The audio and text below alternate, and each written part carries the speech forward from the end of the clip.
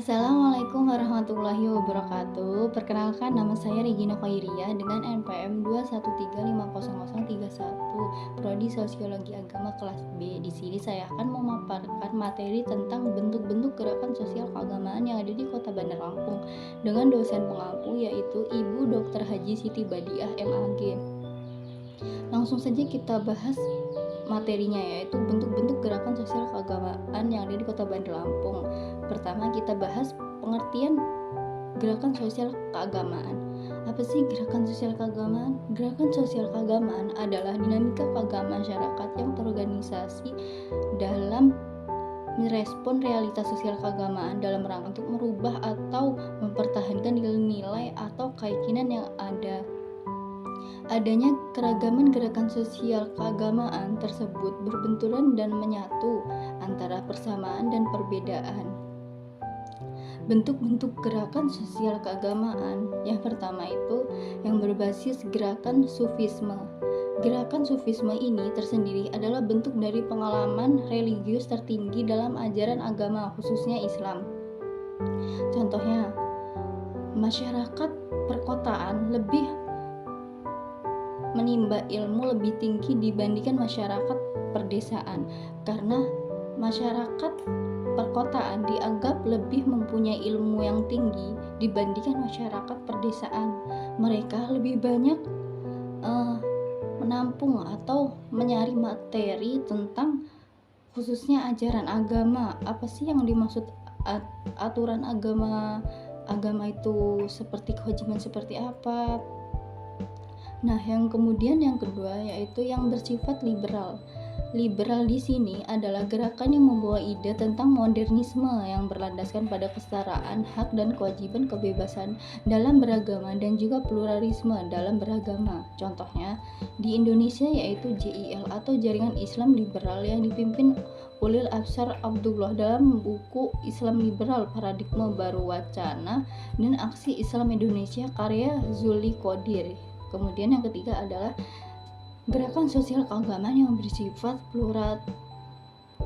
pluralistis, yaitu yang mempunyai sikap hanya berpegang kepada ajaran yang termuat dalam suatu kitab suci. Contohnya,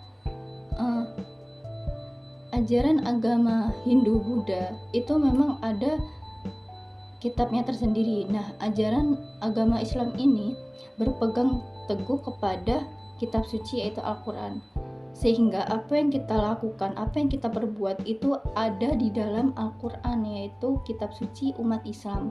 Kemudian gerakan sosial keagamaan yang keempat adalah gerakan sosial keagamaan yang bersifat revivalis. Revivalis yang dimaksud di sini adalah mempunyai tujuan untuk membangkitkan kembali perasaan keagamaan yang kuat. Gerakan sosial keagamaan ini merupakan dinamika keagamaan masyarakat yang terorganisasi dalam rangka untuk mencapai tujuan kehidupan yang relevan dengan nilai-nilai ajaran agama atas dasar pemahaman dan pemikiran atau pemaknaan ajaran-ajaran yang bersifat transenden. Contoh gerakan sosial keagamaan yang ada di Kota Bandar Lampung yang pertama itu ajaran agama Islam.